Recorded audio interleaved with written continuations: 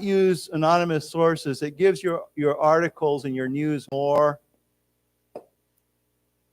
credibility. Does everybody know what credibility means?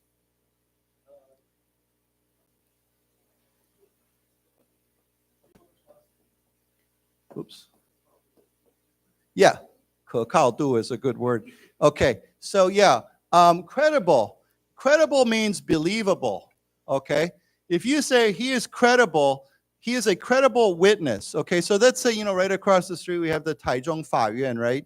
地方法院. If you go to court and you're trying to win a case and you call somebody to be a witness, right? It's very important that that witness is credible. It means we can believe him. He's reliable, okay? So we say a credible source. So we could say he is a credible source of information. We can say he has credibility, or this article has credibility, okay? So does everybody understand that? So it's a good word. It's important that we have credibility, right? When we say something, people should believe us. What? Well, reliability is more like, reliability actually is a direct translation of 可靠. But I think it's slightly different. It's more like, I believe you, okay? So why don't we say together, credible, credible, credibility, credibility, which of course is this is a 形容词, this is a 名词. You have credibility, or you are credible, okay? Okay, does everybody understand that? Okay, so we have here 3 people with direct knowledge of the matter who spoke on the condition of anonymity, confirmed her decision. They confirmed that she was dropping out, that she was quitting. Okay, so it says here the only contest Biden lost on Tuesday was the Democratic caucus. Now, I think we've talked about this word before, but what is a caucus? Yeah, I think in Taiwan, the Minjingdang, the Kuomintang, everybody has a caucus, right? It's the people in, well, not cadet. Cadet's a different word, but caucus is like the people who represent that party, right? They're from that party. They're the delegates from that party. Now, the caucus could, in Congress, for example, or the 立法院, you have a caucus. It means the members of that party inside that group. But here, of course, we're not talking about the Congress or 立法院. We're talking about delegates for a party, in this case, the Democratic Party, okay? So why don't we say the word together, caucus. Caucus. Now, this is a very funny thing. Does everybody know where American Samoa is? South Pacific, okay. So I don't know if some of you maybe have never heard of this, but it's an island in the South Pacific, and there's actually 2 Samoas. There's the country, the nation of Samoa, and then right next to it, there's another island that's part of American Samoa.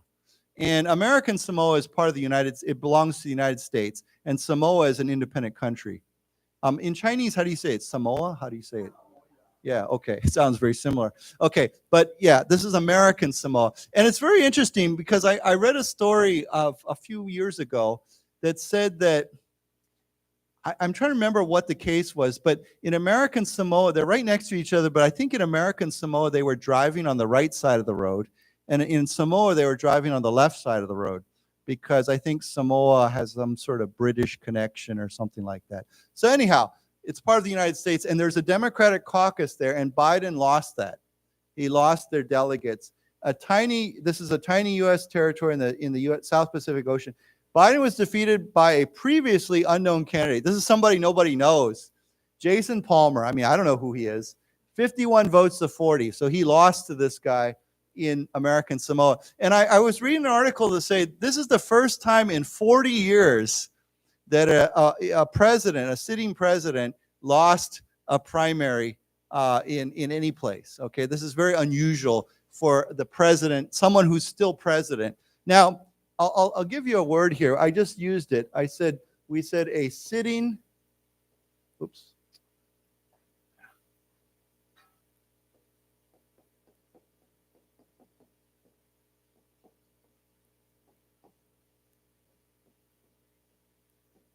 And sitting president, what does that mean? Yes, that's the other word I was about to write, is incumbent.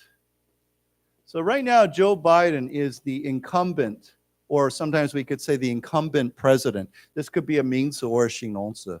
It means he's in office right now. He's holding this position right now. So if we say, well, who's the incumbent in this election? It would be Joe Biden.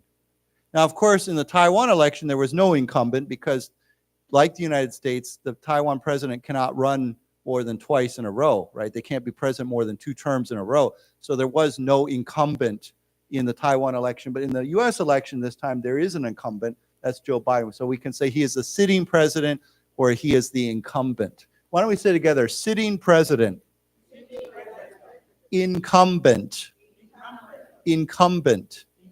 Okay, so I believe, and I could be wrong, but I remember reading something today. It said this is the first time in 40 years that an incumbent has lost a primary anywhere. And of course, it's kind of funny because it's this tiny territory in the South Pacific, American Samoa. Yes, and that's a very interesting question. I believe so, because I think the whole rule says that you can't serve for 2 consecutive terms, okay? That's another good word that we've talked about before. What does consecutive mean? In a row, right? So I believe, and I this is I thought about this actually. Now we could say, you know, two consecutive terms. Consecutive means in a row. So according to the law, and I think it's the same, I know in Taiwan, I think it's the same rule, right? You cannot serve for 2 consecutive terms. But Donald Trump's had 1 term off, right? He's been out for 1 term. So if he were elected again, he could technically, I believe, serve for 8 years. Yes, right, correct. That's correct, right? He could if he wanted to, right? So that's what this means. So why don't we say it together, consecutive. Consecutive. Okay. One of my favorite 足球队 in England, they just won their, I don't know, 6th or 7th consecutive victory. It means they've won 5 or 6 or 7 games in a row, okay, which is great. Well, for me, it's great. Okay, so yeah. So anyhow, it says Biden was defeated by a previously unknown candidate. Before, nobody knew this person. Yeah, so interesting. Now, I just to put your mind at rest, I really strongly doubt that Donald Trump will be in a condition to run after 4 years, but who knows? Right now, America's got a situation with very, very old candidates. Many Americans are not happy about this. Biden that's a big issue for him. But Donald Trump, I think, is only 3 or 4 years younger than Biden. But this is a big, big challenge for Biden right now as many people feel that he is too old. Okay, so let's read this together. 3 people with direct knowledge of the matter who spoke on the condition of anonymity. Let's say it again, condition of anonymity, confirmed Haley's decision ahead of her announcement. The only contest Biden lost on Tuesday was the Democratic caucus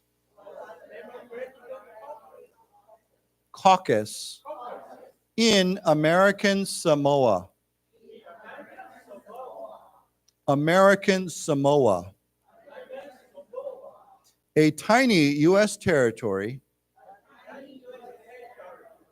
in the South Pacific Ocean. Biden was defeated by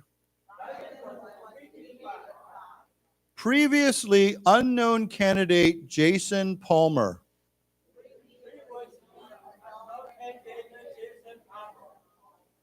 $51 votes to 40. Right. So you can see here, of course, these are not like individual votes. These are delegates. These are like representatives in Samoa. They have, I guess, 91 delegates there. And so in that territory. So that's an interesting fact too, is it's not just states that have delegates, and it's not just states where the people can vote, it's American territories are also included. So what would be some other American territories? Let's see how good your geography is. We have American Samoa. What would be some other non-state American territories? What would they be? Guam, yeah, Guandao, yeah. What else? Costa Rica is an independent country, yeah. Central America. There's another one though that's close by, that's nearby. Yes, Puerto Rico. Okay. Does everybody know Puerto Rico? Okay. I think I'm spelling this right. Puerto Rico. Yeah. I think I'm spelling that right. Yeah. And so Puerto Rico is probably the closest territory we have to becoming a state. Okay. This has been discussed for many, many years, is whether Puerto Rico wants to be a state or not. Now, according to our American 美国宪法, there are certain conditions that a territory has to meet before they can become a state. It means how many people live in there, and there's some other rules. And of course, people have to agree that they want to become a state. So this has been debated in Puerto Rico for a very long time. But if they became a state, they would be the 51st state of the United States. Yeah. Okay, why don't we say together, Puerto Rico. Puerto Rico. Puerto Rico. Okay, so all of these territories have delegates to vote in the primary. Okay, so let's read this, or I'll read this. Not enough states would have voted until later this month for Trump or Biden to formally become their party's presumptive nominees. But the primary's biggest day made their rematch a near certainty. Okay. So it means on Super Tuesday, like this past Tuesday, not enough states have voted until later this month. Okay, we still have more states that need to vote. So not enough states have voted until later this month for Trump or Biden to formally, of course, 正式, okay, formally, officially become their party's presumptive nominees. Now, when you say a presumptive nominee, it means, what does presumptive mean? Yeah, would be, and what does that word come from, presumptive? It comes from the word presume. So presume. If you presume something, what does that mean? Yeah, it says it's almost like the word assume, right? I assume that he's going to win. I presume, okay? So it's very similar to the word to assume, okay? I assume that you're going to go and help me with that. I presume that this is going to happen. It means I'm pretty sure that's going to happen. So why don't we say together, presume. Presume, presumptive, presumptive, and then that word over there, to assume, to assume. And if you want to turn that into a 名词, what do you say? Assume becomes what? Assumption, right? You can say, don't make assumptions, okay? Maybe somebody says, yeah, I think that's going to happen, that's for sure. And you say, do not make any assumptions about this or about him or about her. Do not make assumptions. Don't assume anything about him. You might think you know what's going on, but don't assume that. So don't make any assumptions about what they will do. Okay, so that's a good word. Why don't we say together, assumptions. Assumptions. Okay, so formally become their party's presumptive nominees, but the primary's biggest day made their rematch a near certainty. Okay, so here we have, this is a good expression, a near certainty. Certainty means, of course, 确定了, right? It's certain. But if you say a near certainty, it means almost certain. It's almost certain it's going to happen. So it is a near certainty. You can say it's a near certainty that he is going to quit his job. Means I'm almost 100% sure he's going to quit his job. Okay, so this is a good expression, near certainty. Okay, let's read this together. Not enough states would have voted until later this month for Trump or Biden to formally become their party's presumptive nominees. Presumptive nominees. But the primary's biggest day made their rematch a near certainty. Near certainty. Okay. And that's a photo. So it says here, Haley watched the election results in private. Her campaign said in a statement that the results reflected there were many Republicans who are expressing deep concerns about Donald Trump. Okay, so it means there's still many Republicans who are not convinced or don't like Donald Trump or are worried about him, okay, even though she lost most of the primaries. Okay, so of course she watched the results in private, means she wasn't in a public area. Maybe she was in her office or maybe she was at home, okay? So let's read this. Haley watched the election results in private.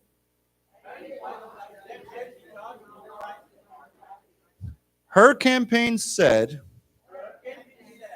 in a statement that the results reflected there were many Republicans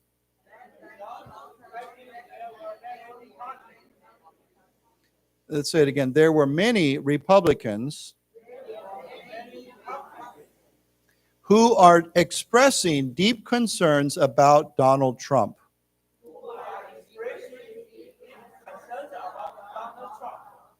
Okay, so when we say the results reflected, it means the results showed, the results expressed. Okay, when you reflect something, it means it demonstrates, it shows, it expresses.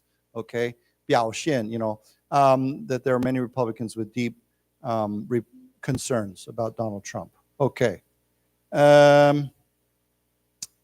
Okay. So here it says Trump's Mar-a-Lago estate was packed for a victory party. Okay, we don't need to read that. They call it Super Tuesday for a reason, Trump told a raucous crowd. He went on to attack Biden over the U.S.-Mexico border and the U.S. withdrawal from Afghanistan. Okay, so let's see this here. This is a word we've never learned before. I don't think we've learned. What is raucous? What's another word for raucous? Yeah, noisy. So I guess you could say not so much exciting, but very lively. I guess in Taiwan, maybe we'd say 热闹, right? It'd be a little bit like that. But yeah, if something's very raucous, it's kind of noisy. It's people are, they're pumped up. They're excited.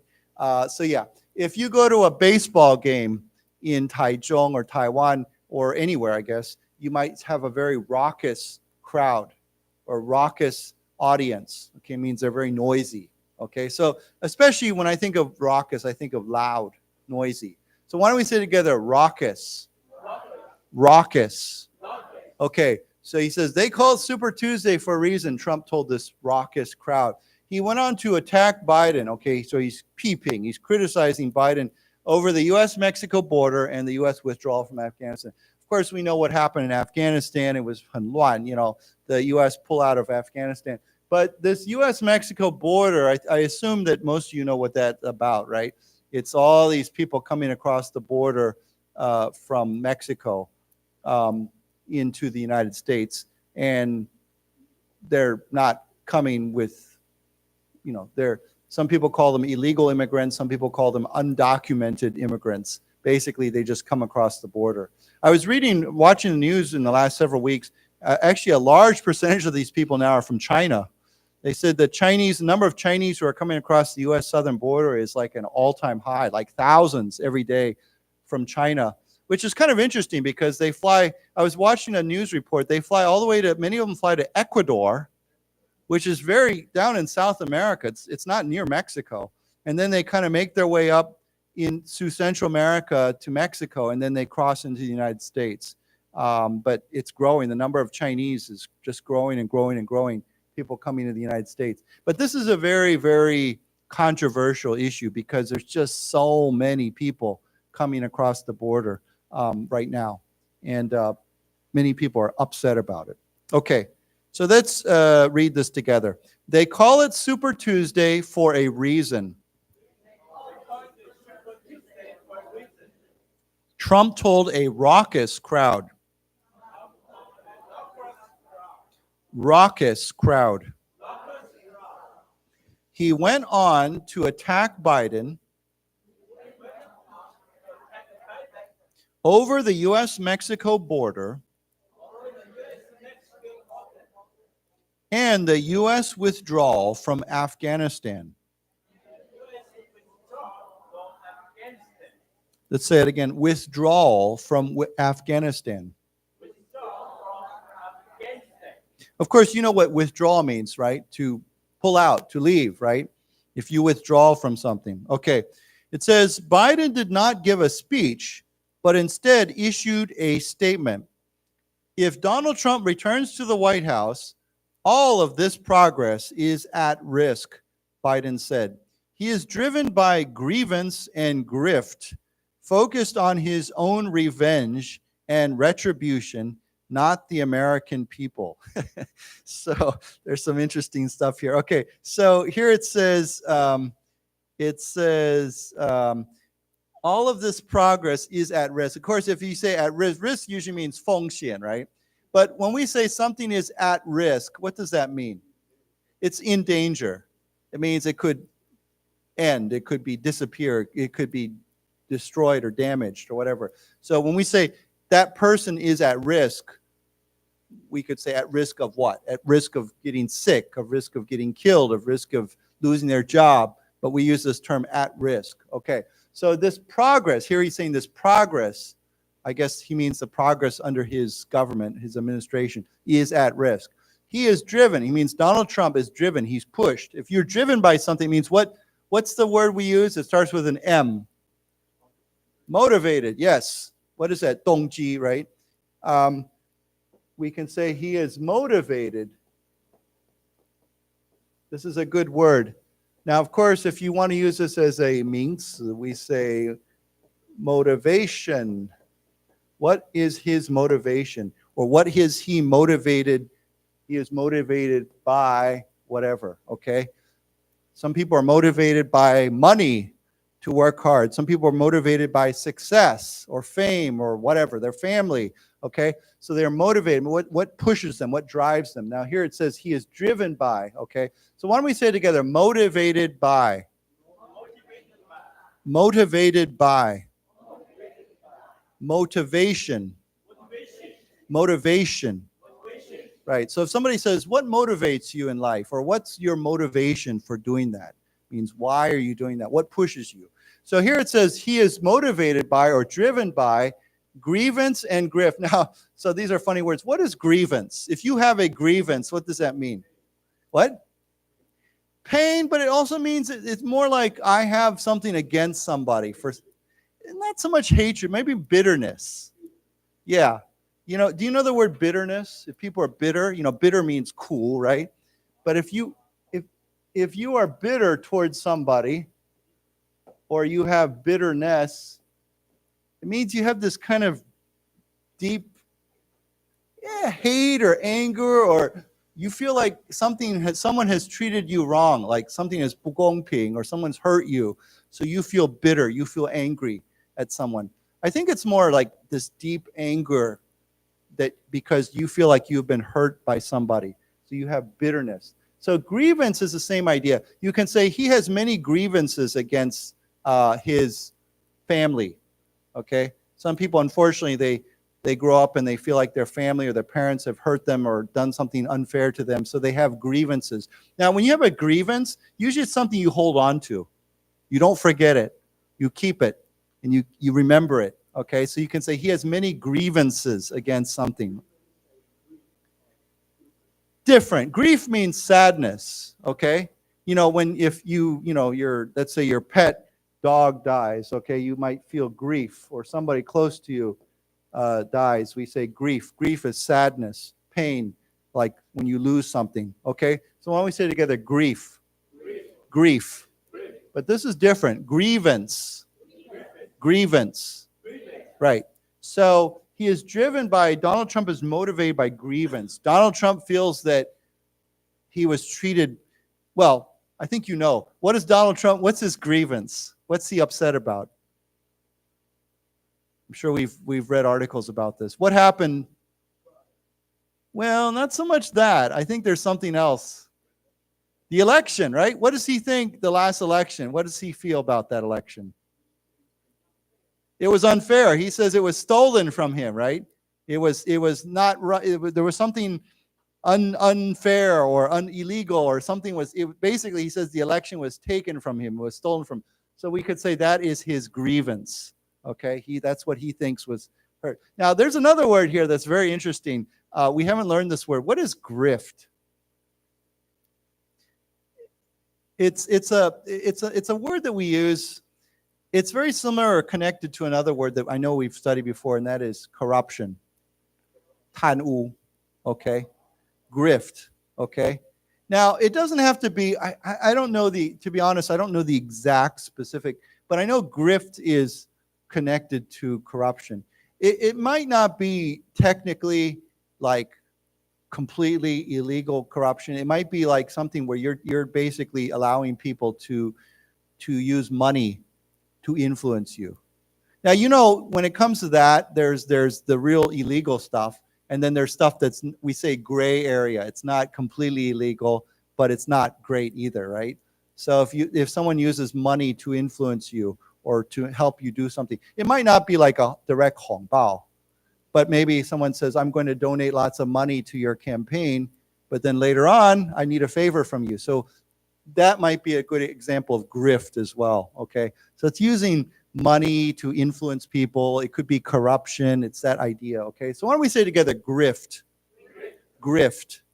Okay, it's not a good word. It's not a positive word. Okay, so he's driven by grievance and grift. It means he wants to make, I guess another way of putting this is he wants to make money off of his position.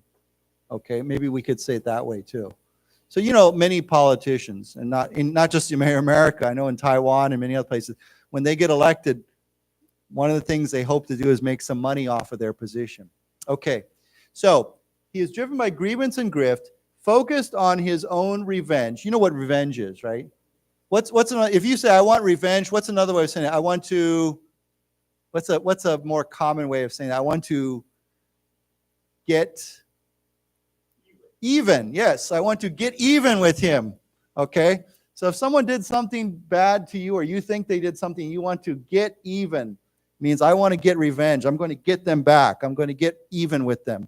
Means, yeah. So that's another way of saying to get revenge. Okay, so he's focused on his revenge, his own revenge, and retribution. This word is very similar to revenge. Retribution, does anyone know?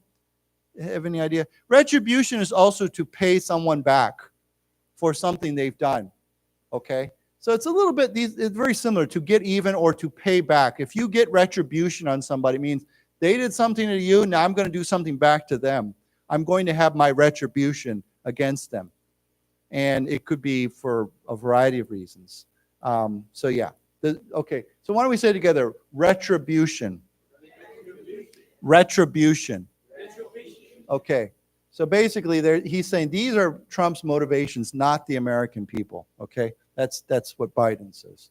Okay, let's read this together. I don't think we have to read that. Let's just read this paragraph. If Donald Trump returns to the White House, all of this progress is at risk. Biden said.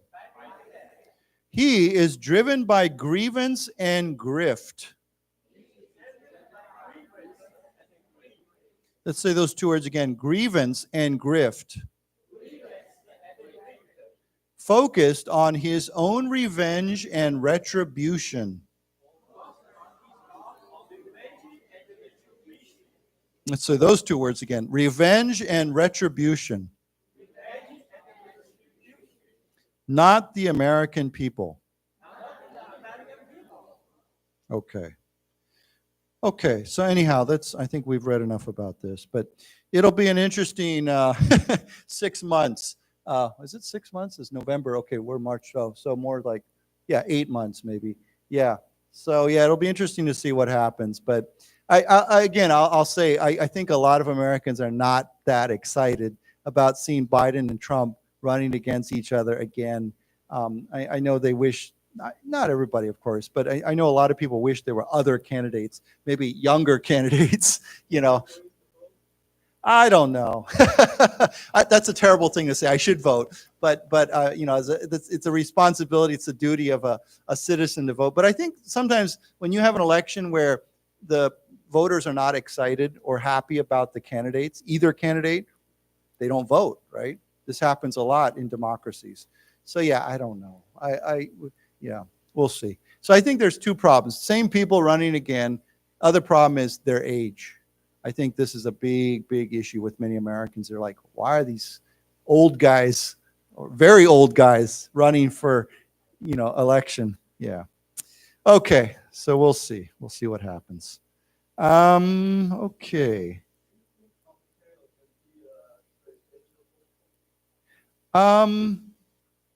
No. You mean now, this time, or later?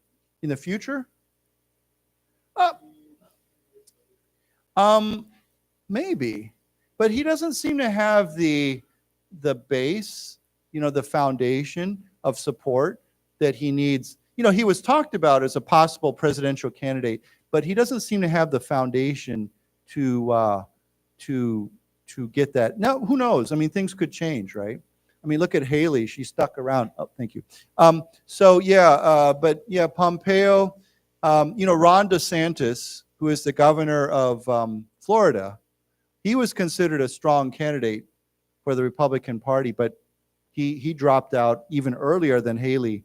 I think that this is one of those things where, who knows? 谁知道? There's Haley. Haley. You all familiar with Haley? She used to be the U.S. Delegate or representative to the United Nations under Donald Trump. I think she's a pretty big Taiwan supporter too. I think. Okay. Right. I remember that. It was right before something. There was something that happened, and she was going to come to Taiwan, and then something, I don't know, who knows.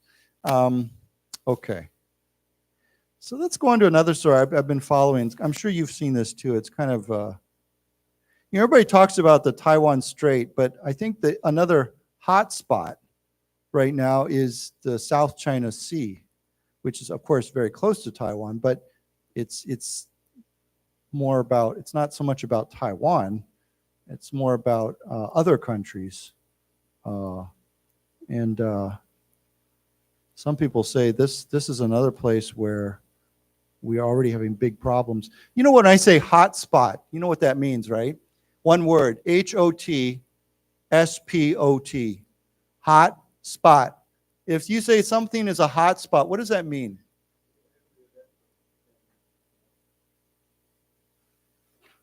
Where something bad could happen, where there could be something like a war, okay? It doesn't have to be a war, but it could be something bad happens, a hot spot. So I'm not quite sure where this word comes from, but I believe it might have something to do with forest fires. You know what a forest fire is, right? When you have a something and it catches on fire, right? A hot spot might be an area where the fire it's there and it's very hot, and the fire can flare up again in that spot. So we say a hot spot. So the South China Sea is definitely a hot spot for something to happen. Okay, so first of all, it says ASEAN, or some people say ASEAN. I've heard it pronounced ASEAN or ASEAN. ASEAN maybe, I don't know. ASEAN slams moves that risk South China Sea peace. Now, what does ASEAN stand for? Yeah, Dongxie. Taichung has a place called ASEAN Square, right? What is it? Dongxie Guangchang, right? Used to be Di Guangchang, first square. Now they call it Dongxie. So why don't we say together ASEAN? It means Association of or for Southeast Asian nations. Okay, Southeast Asia is 东南亚, right? So I think it's association. Yeah. So it says slams move that risk South China Sea peace. Okay, South China Sea, of course, is Nanhai, right? So risks or peace. It means it could damage the peace or destroy the peace. The peace is at risk. Okay. When we say slam something, what does slam mean? Yeah, or criticize very strongly, right? Condemn would be to criticize very strongly. So if you slam something, it means now slam originally means to hit, right? Like you slam the door, right? When you're angry, maybe you slam the door. But slam means to criticize in very strong words or to, like he said, condemn, okay? So why don't we say together, slam. Slam. Okay, so let's see what's going on here. It says, Southeast Asian and Australian leaders yesterday warned against actions that endanger peace in the South China Sea following fresh confrontations between Beijing and the Philippines in contested waters. Okay, so what does endanger mean? I think it's pretty obvious, but what does this word mean? To put in danger, right? You can say, or we just said earlier, to put at risk, right? To endanger. What is endangered? Well, if you stick your hand in the fire, you're endangering yourself, right? If you run across the street without looking, that's endangering yourself. You're putting yourself at risk. You're putting yourself in danger. Okay, so why don't we say together, endanger? Endanger. Okay, so here they're warning against actions, things that are being done that endanger, that put peace at risk, that endanger peace in the South China Sea, following fresh confrontations. And what's a confrontation? Yeah, like a conflict. Now, it could be a direct conflict where you're fighting or hitting, but it could be a face-off, where you're facing somebody and you're going back and forth. But it's like a conflict. Okay, why don't we say together, confrontations? Confrontations. Now, of course, these are most recent or new confrontations, so we say fresh confrontations between Beijing and the Philippines in contested waters. Now, water, of course, we know, but what does contested mean? Yeah, disputed. Now, if you contest something, it means we don't agree. Maybe you have your opinion, I have my opinion, but the word you just said there is a good word. We could say disputed, because a dispute is a disagreement, right? I have a dispute with him. Okay, so if something is disputed, it means there's a disagreement over it. So why don't we say together, contested, contested, disputed, disputed. Okay, so let's say this together. Southeast Asian and Australian leaders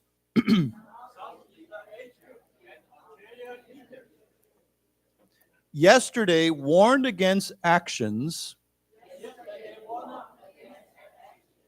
that endanger peace in the South China Sea.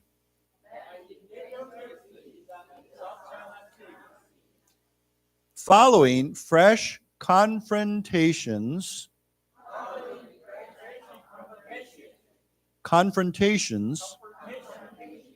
between Beijing and the Philippines in contested waters. Okay, so it says here, simmering tensions in the trade corridor threatened to boil over this week when Chinese boats near the Spratly Islands, or Nansha Islands, were accused of hounding Philippine vessels. Okay, I love these words. Okay, what does simmer mean? S-I-M-M-E-R.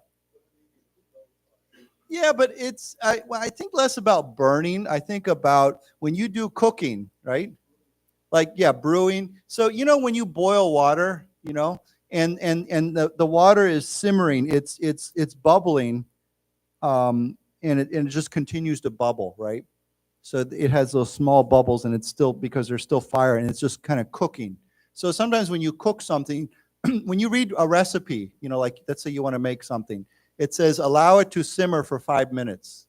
It means allow it to keep boiling or cooking for 5 minutes. So we use that word simmer a lot in cooking or boiling something or recipes. Okay, so why don't we say together simmer, simmer, simmering, simmering. Okay, so when we say simmering tensions, it means it's boiling, right? It's cooking, it's going, right? It's continuing, you know, and it's at a high point. So simmering tensions in the trade corridor. Now, what's a corridor? We've talked about this before. Yeah, it's like a route, but it can also mean what? It's like a passage or even a hallway, right? So if you walk, you could say this is kind of a corridor here, right? I walk down the corridor to the elevator. It's like a hallway. Okay, so a corridor is like a passage or, yeah. So why don't we say together corridor? Corridor. Now, the South China Sea, of course, is a corridor for trade because many, many ships, in fact, I think it's the most heavily traveled corridor in the world. More shipping travels through the South China Sea. I know the Taiwan Strait is also a corridor for trade. Okay, Taiwan Haixia. Okay, so simmering tensions in the trade corridor threatened to boil over. So I like this here because here we have simmering and then we have boil over. When something boils over, what happens when you're cooking? Yeah, so you know, this happens sometimes when I'm making, I don't know, Itali mian or something, right? And I've got the fire on, and maybe I put a lid on top of it, and what happens? The bubbles come and the water starts to boil over the pot. It comes out over the pot, and it's coming out, and of course I have to turn the heat down or I have to turn it off. So we say that it's boiling over. You should turn it off. So if something is simmering and it gets too hot, it will boil over. So here, of course, we're not talking about cooking. We're saying that these tensions are simmering, but it threatened to boil over. Now, of course, if it boils over, it means something really bad happens, you know, like fighting or a war or something else. Okay, so it threatened to boil over this week when Chinese boats near the Spratly Islands were accused of hounding Philippine vessels. Now, here's another good word. What does to hound mean? Well, first of all, does anyone know what the word hound as a means is? What is a hound? A dog, okay? What kind of dog, usually? A hunting dog, right? What is it? Liego or something like Liego, yeah. So a hound. So yeah, if you see there's certain kinds of dogs and they're hunting a hound. Now, of course, today many people have pets. They're not really hunting with them, but they're still hunting dogs. Like in Taiwan, it's very popular, a beagle. You know what a beagle is? How do you say beagle in Chinese? Yeah, like Snoopy. Snoopy's a beagle, right? So yeah, a beagle is a hound. When you see they usually have long ears, floppy ears, you know, and when you see, yeah. So why don't we say together hound? Hound. So when you, as a 动词, when you hound somebody, what does that mean? It's a very common word. What is it? What do you think it means? Okay, what it means is basically if you keep bothering or following somebody, okay? It means to kind of follow somebody around and keep bothering them, okay? So, okay, I'm sure many of you have had this experience. When I was very, very small, I used to get very irritated because my sister was always hounding me, my younger sister. Wherever I would go, she would follow me, right? And she would always bother me, right? So I would tell my parents, tell my sister to quit hounding me, right? Now, sometimes your parents will hound you too, right? Maybe you haven't finished your 功课 yet, right? And they keep saying, hey, when are you going to finish that? When are you going to do that? Hey, you haven't done that yet. You can't go out. So you can say, stop hounding me. It means to keep bothering me. It's like to follow me and keep giving me trouble about something. So it's kind of that idea of following somebody and you keep giving them mafan or trouble. So of course here, the Philippine ships in the South China Sea, the Chinese are just following them everywhere and giving them trouble. Okay, so we say they're hounding them. So why don't we say together hounding? Hounding. Okay, and so you can see this word can be used in a very serious way like here, but it could be used in a very less serious way like your younger brother or your sister is hounding you or your parents are hounding you. Okay, so some good words. Let's read this. Simmering tensions in the trade corridor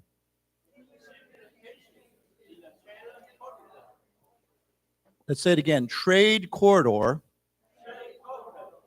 threatened to boil over this week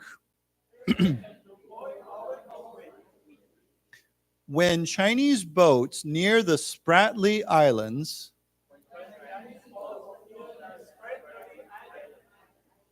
were accused of hounding Philippines vessels.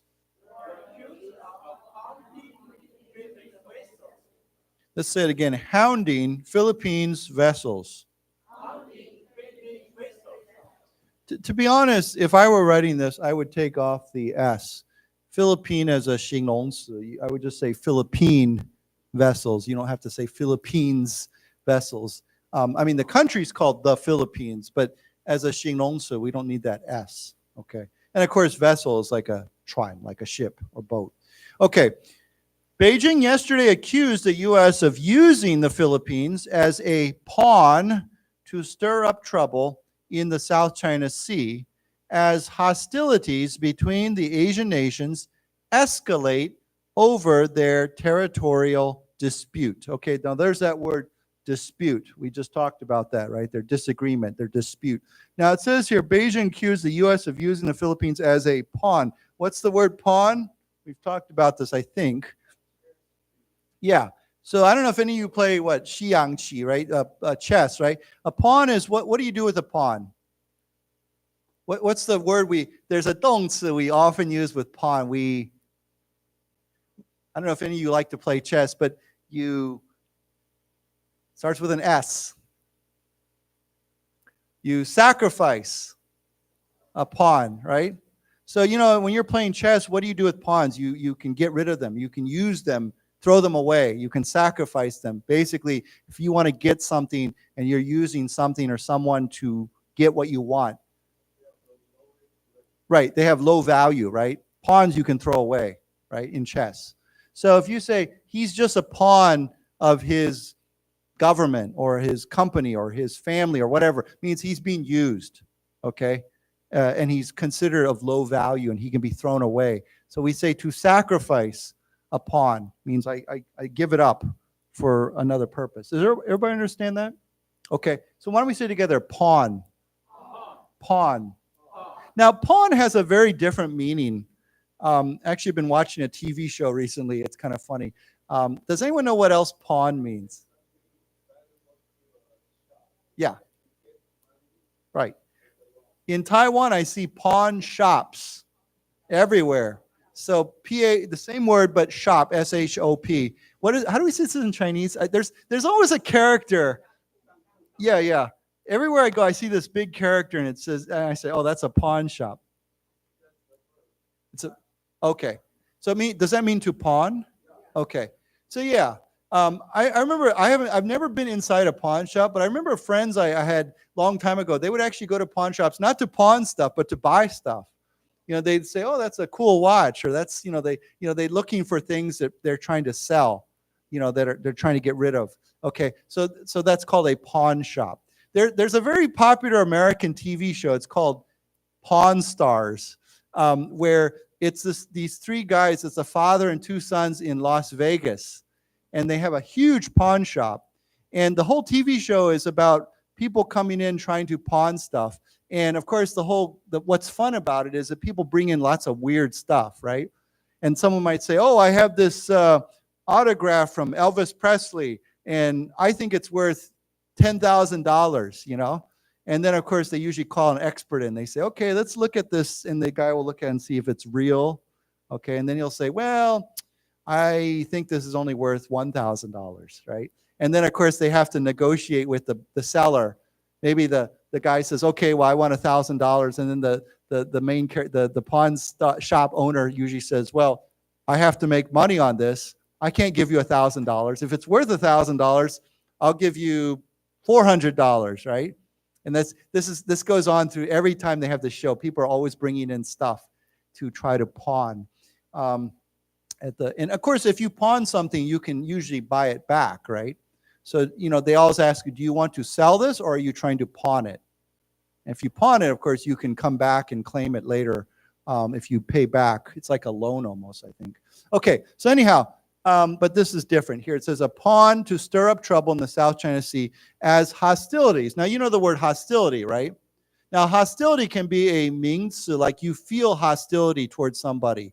Now, it comes from the word what? Hostile, right? Hostile. Hostile or hostile. I guess you can say it either way. If you feel hostile towards somebody, Pile, that means you feel what? Hatred, or you just feel unfriendly. Yeah, that'd be a good way of putting it. You want almost like you want to fight them. You just feel, unfriendly towards them. So there's many forms of hostile behavior, right? If you meet somebody and they're very unfriendly and very cold towards you, you can say, wow, how come he's so hostile towards me? Or where's this hostile attitude come from? Why does he have this? So hostility actually means like some sort of hostile behavior or fighting, okay? So why don't we say together, hostilities. Hostilities. And then the word, the 形容词, hostile. Hostile. I think, again, you can pronounce it hostile or hostile, either way. Yeah. Don't get it mixed up. There's another word that sounds like hostile. It's actually this word. This is hostile. What is a hostel? Does everybody know?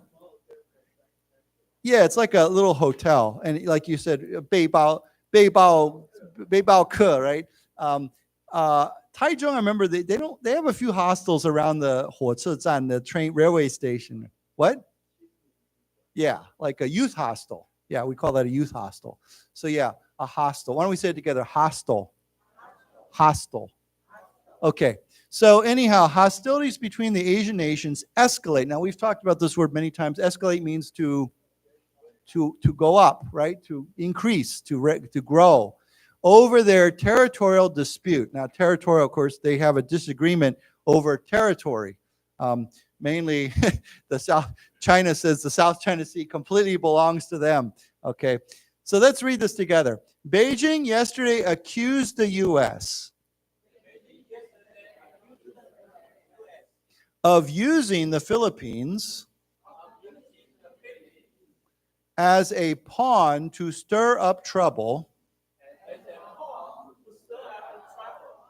in the South China Sea, as hostilities between, say it again, hostilities between the Asian nations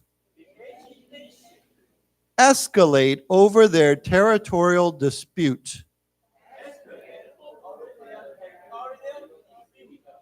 Let's say those two words again. Territorial dispute. Okay.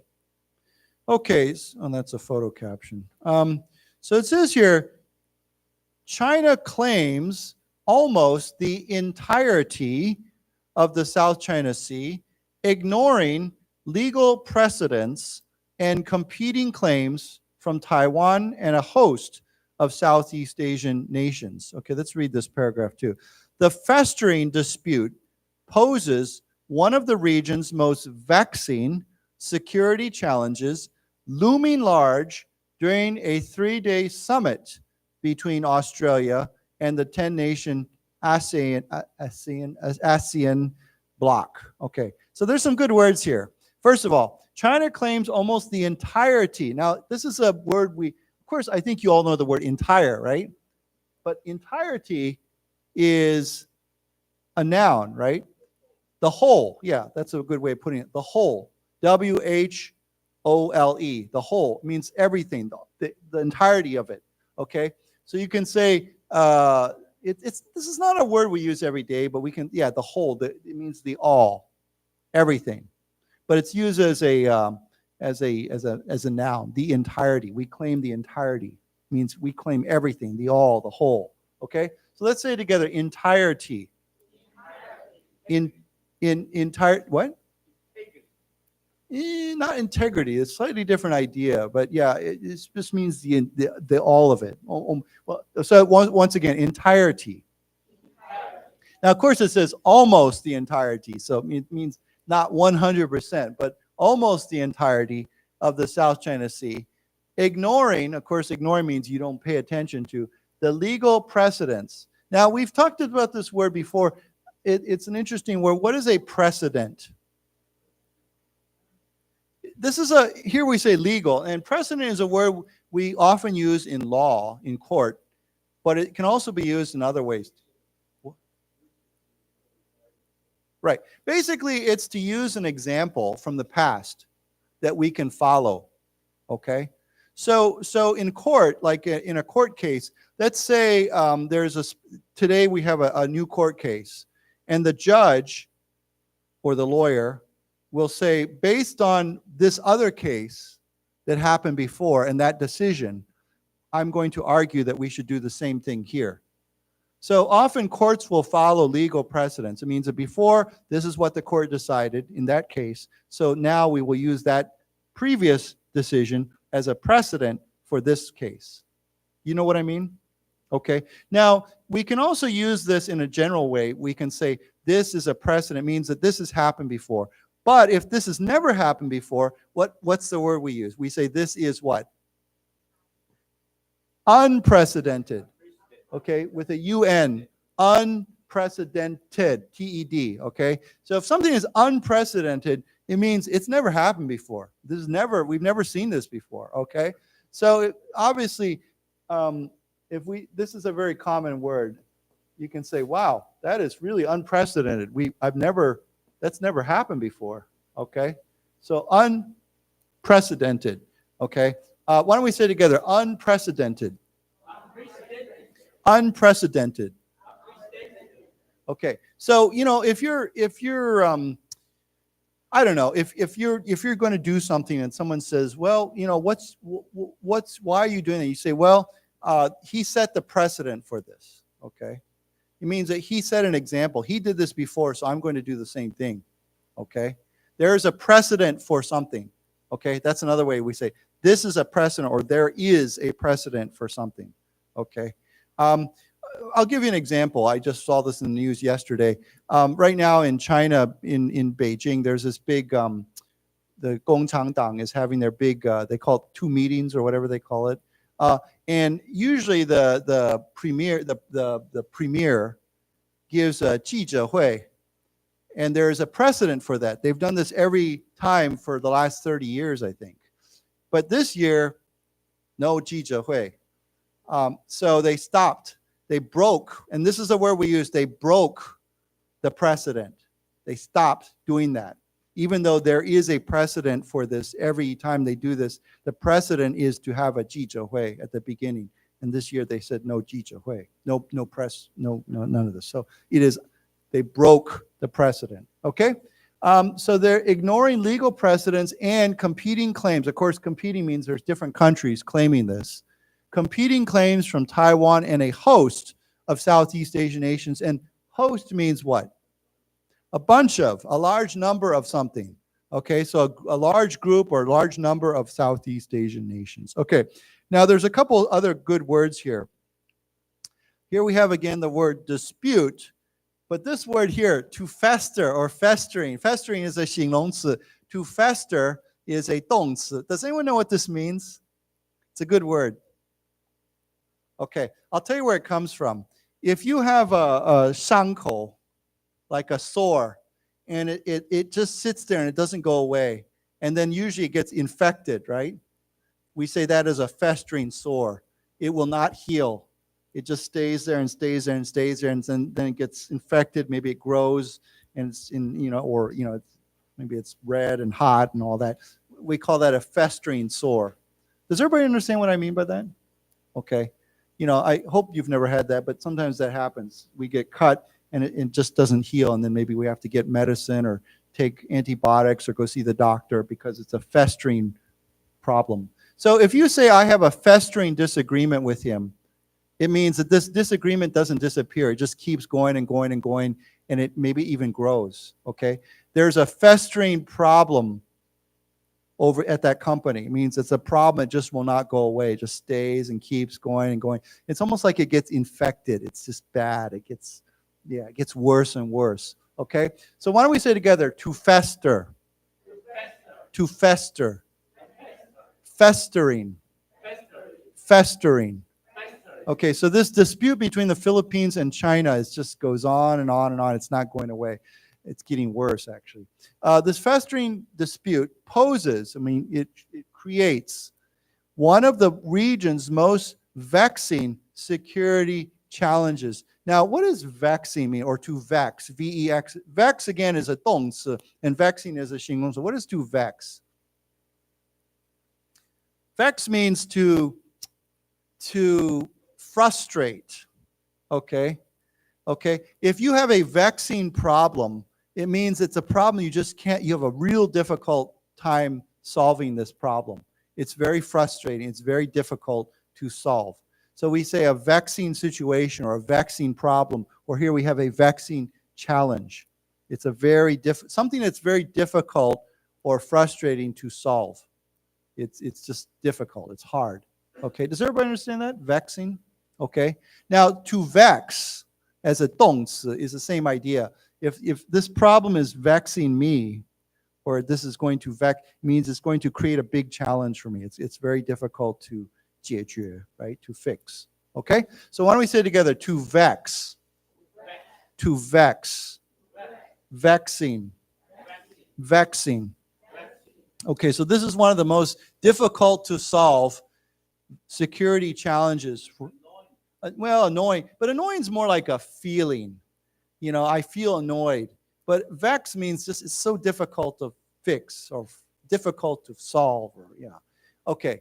So it says here, looming large during the 3-day summit between Australia and ASEAN. Now, we've talked about this before. What is to loom?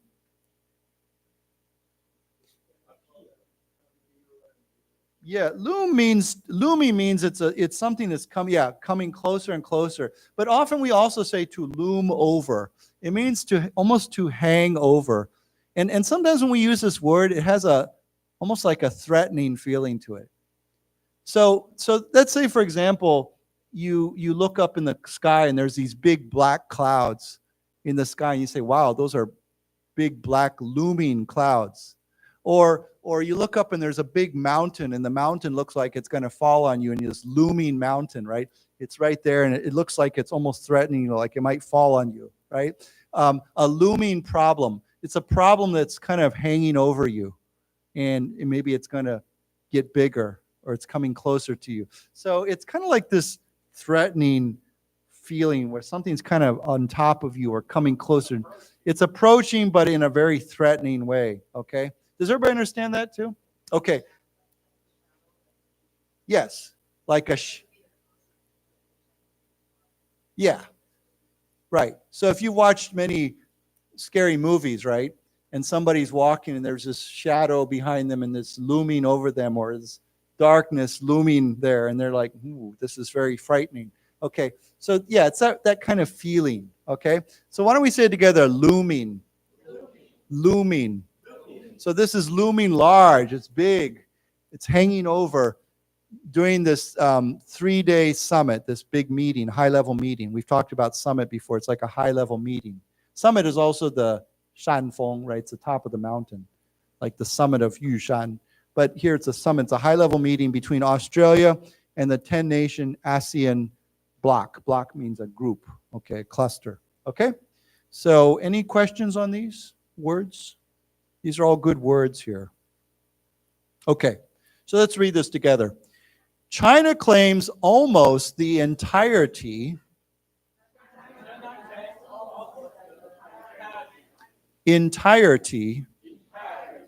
of the South China Sea, ignoring legal precedents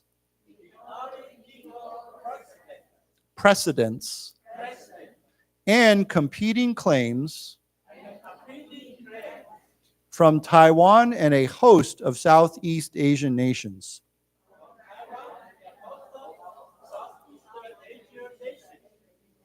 Southeast Asian nations. The festering dispute. Again, festering dispute poses one of the region's most vexing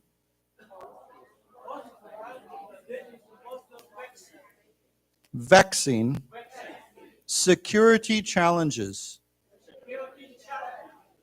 looming large during a 3-day summit between Australia and the 10-nation ASEAN bloc.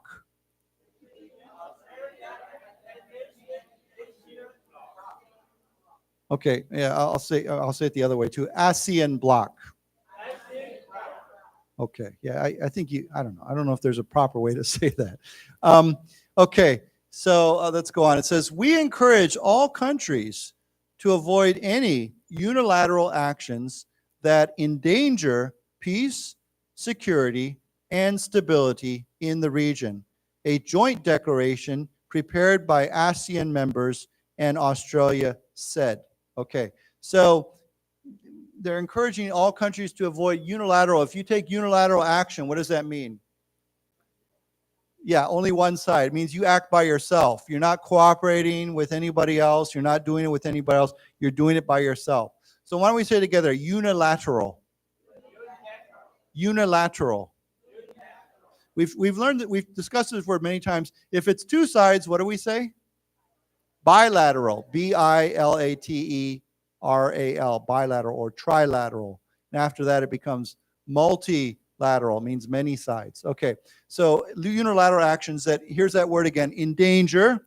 Okay, endanger peace, security, and stability. Of course, stability means everything's, stable, 稳定, in the region. Okay, a joint declaration. Okay, so this is a declaration that all of them made together.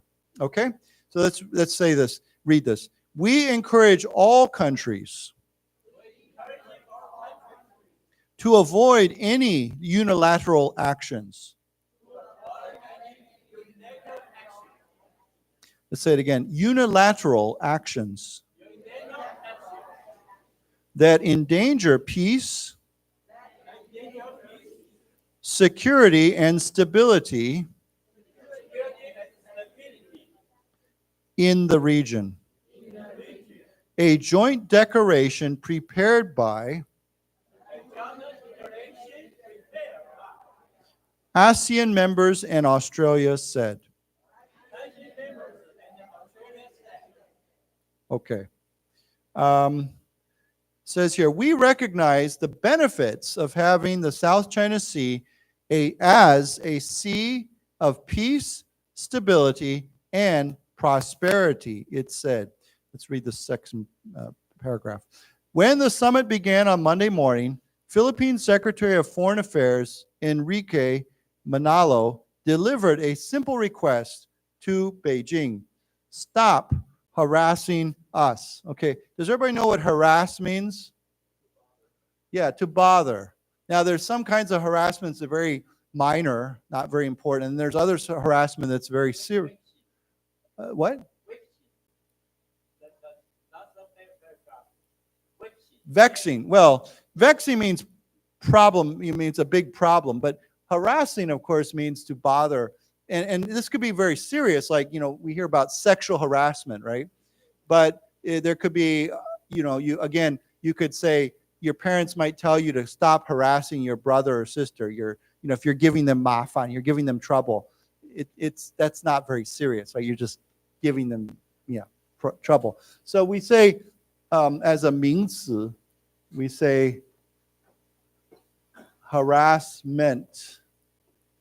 Okay?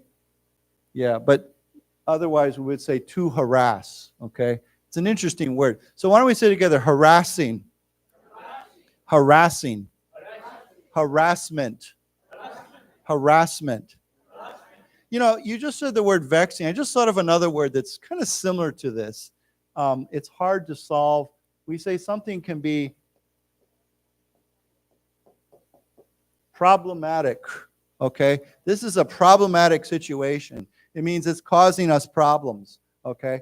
So it's vexing, it's problematic, it's difficult. Why don't we say it together? Problematic.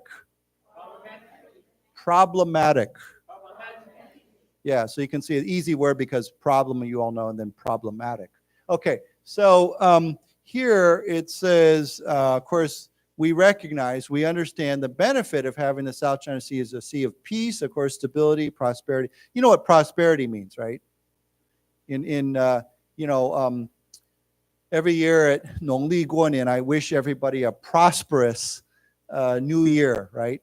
Or I hope that everyone will have prosperity in the new year. It means a good fortune. Most people, when they think of prosperity, they think of money, right? It means to have enough. Okay, so why don't we say together, prosperity. Prosperity. And then as a 形容词, it's R-O-U-S. So why don't we say it, prosperous. Prosperous. Okay, so let's read this together. We recognize the benefits of having the South China Sea as a sea of peace, stability, and prosperity. Let's say it again. Stability and prosperity. It said, when the summit began on Monday morning, Philippine Secretary of Foreign Affairs Enrique Manalo delivered a simple request to Beijing. Stop harassing us. Okay. The next day, so I guess China wasn't listening, it says the following day, China Coast Guard boats were accused of harassing a flotilla of Philippine ships on a resupply mission. Let's read this next one too. The Chinese vessels were involved in 2 separate collisions and blasted one of the resupply boats with a water cannon, the Philippine Coast Guard said. Okay, so you know what? Recently in the news in Taiwan, everybody's talking about Coast Guard, right? What is Coast Guard? Yeah. So most countries have a coast, well, most countries with an ocean or coast have a Coast Guard. Obviously, Switzerland doesn't have a Coast Guard, right? Sure, because they don't have a coast. But yeah, so we have Coast Guard boats were accused of harassing a flotilla of Philippine ships. What's this word here, flotilla? There's a word that's kind of similar. It's not exactly the same, but it starts, what? Fleet, yeah. Now, when I think of the word fleet, I think of many ships. Like the U.S. 美国海军 has a 7th fleet, right? What is that? Dichi, yeah, based in Japan. Okay, that's a big group of ships. When we say flotilla, it could be big or small, but it just basically means a group of ships. And we use this word for boats or ships. We say a flotilla. It's like a group of boats or ships. Okay, so why don't we say it together? Flotilla. Flotilla. Okay, so they were accused of harassing a flotilla of Philippine ships on a resupply mission. Of course, these ships were trying to send supplies to this very little outpost, this base that they have. And it says here, the Chinese vessels were involved in 2 separate collisions. What's a collision? We've talked about this. To run into each other, right? If you drive in Taiwan, you'll see many collisions on the road, right? Sometimes 2 motorcycles or a car and another car. A car and motorcycle means they hit each other. Okay, so they collide. C-O-L-L-I-D-E. To collide. Why don't we say it together? To collide. To collide. Collisions. Collisions. Okay, so they were involved in 2 separate collisions and blasted one of the resupply boats with a water cannon. You know what a water cannon is, right? It's not a real gun, but it looks like a gun and it shoots water. Okay. Now, originally, I think a water cannon was used by the fire department to put out fires. I mean, they still do use of water cannons to put out fires. But now water cannons get used in other ways too, like to stop protesters, right? You know, sometimes if you have a bunch of people on the street and they're doing a big 抗议and the police want to break it up, they use water cannon. But here they're using water cannons against the Philippine resupply boats, okay, according to the Coast Guard. Okay, let's read this then. The following day, China Coast Guard boats were accused of harassing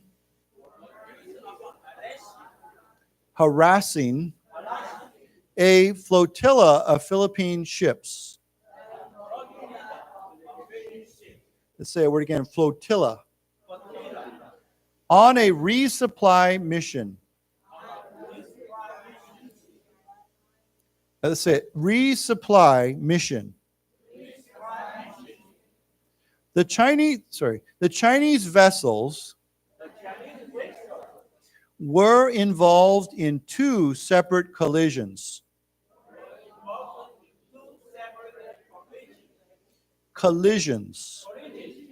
And blasted one of the resupply boats.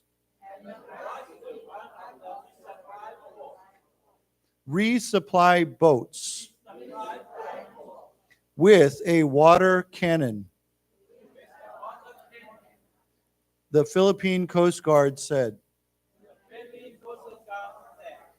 Okay, you can see here, like I said earlier, there's no S here. So as a 形容词, we don't need the S. The Philippine Coast Guard said. Now, I just want to remind you, of course, cannon is like a big gun, okay?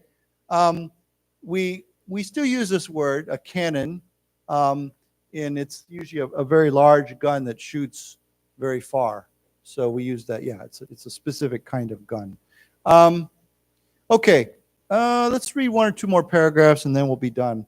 It says here, bound to act by consensus, the ASEAN Forum has long struggled to make inroads on the overlapping claims staked throughout the South China Sea. But the fraught atmosphere hanging over the region has some nations now pushing for the bloc to take a firmer stance. Okay, so there's some good words here. Okay, so it says here, bound to act by consensus. Now, bound means required to. If you're bound to do something, it actually has two ways of, if you say he's bound to do that, means he's probably going to do that. I'm bound to make a decision sooner or later. It means I'm probably going to make this. But here, when you're bound to something, it means like you are required. What? Yeah, obligated. You're required to do something. Okay? So bound to act by consensus. Now, this word consensus, I think we've learned this before. It's a very good word. What does consensus mean? Yes, it's agreement, but what kind of agreement is it? What's the difference between just an agreement and a consensus? Does anyone know? Consensus usually means that everyone agrees inside a group. So let's say, for example, we need to, we're going to go do something. Let's say we're making a decision and half of us agree and half of us disagree. And I say, well, I would like to have a consensus. What that means is that everyone agrees. The group agrees. It's like a group agreement, okay? So this is very good word. When I do 跨文化训练, we often talk about in Asian countries, or 文化, I should say, 亚洲文化, consensus is very important. Everyone should agree before we make a decision. Whereas I think in some cultures, you don't need consensus. If half of us agree, that's okay. We can go ahead. Okay, so let's say that word together, consensus. Consensus. Yeah, so whenever you hear this word consensus, often we say building consensus. We want to build consensus. We have to, means to find consensus or build consensus, okay? So bound to act by, it means that ASEAN can only act with consensus. They all have to agree. Not half of them, not 1/3 of them. Yeah, reach a consensus. That's a good word, to reach a consensus. They reached a consensus. But it's not good enough for 2/3 or half of them. It means they have to have a consensus. So they must act by consensus. The ASEAN Forum is a group, of course, or discussion, or has long struggled to make inroads on the overlapping claims staked throughout the South China Sea. Okay, they've struggled. They have a difficulty making inroads. Now, if you make inroads, This is an interesting word. What would be a simple word for inroad, to make inroads on something? Yeah, I think a better word would be progress. To make progress on something. He says, we are making inroads on finishing that project. We are making inroads on making sure that everyone has enough money. Okay, it means to make progress towards something, to make inroads on something. Okay, so think of the word progress. We're making progress towards something. Okay, to make inroads on something, to make progress towards something. Okay, so why don't we say together inroads? Inroads on. Okay, so they're having a difficulty making progress on what? On the overlapping claims staked throughout the South China Sea. Now, what does the word overlap mean? Yeah, but technically, what does overlap mean? If something is overlapping with something else, what does that mean? Kind of. It means it's on top of each other. Okay? So if you have, let's say, for example, you have this project and I have another project, and we say, well, wait a minute, your project overlaps on my project. It means we cover the same area.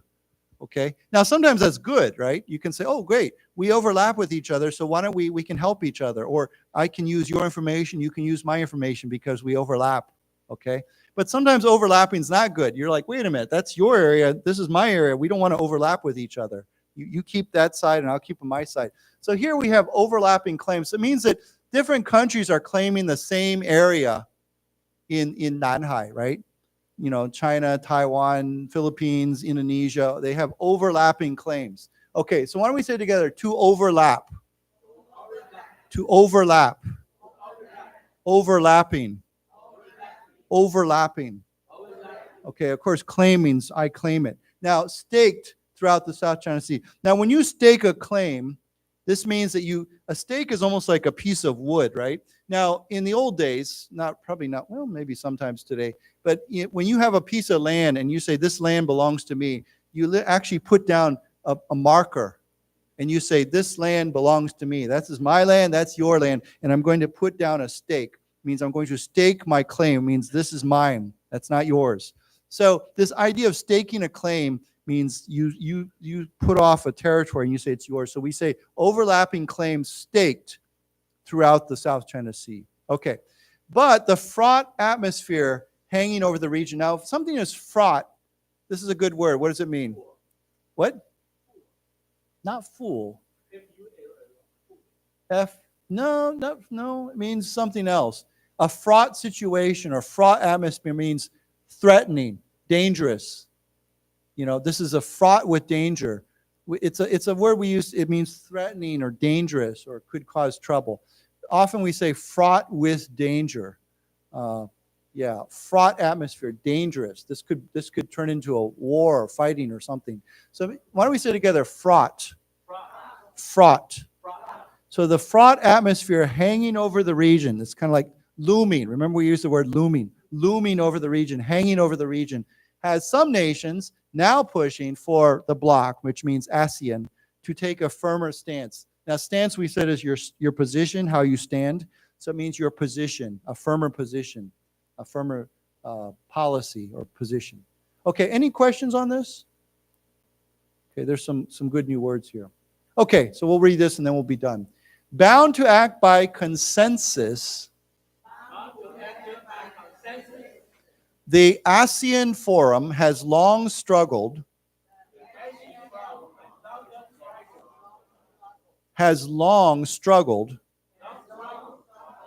to make inroads on the overlapping claims staked throughout the South China Sea. Let's say it again. Staked throughout the South China Sea. But the fraught atmosphere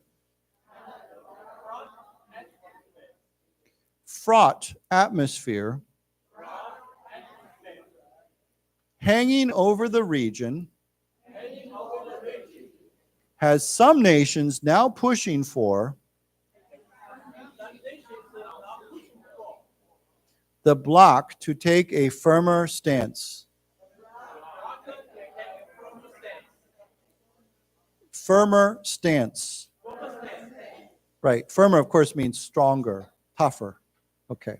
Okay, so that's all we have time for today. But, as always, you can keep reading these articles on your own and keep looking at new words. So good talking to you. And I think we meet again on March 24th, 21st? 21st. Okay, good. We'll see you later then. Thank you.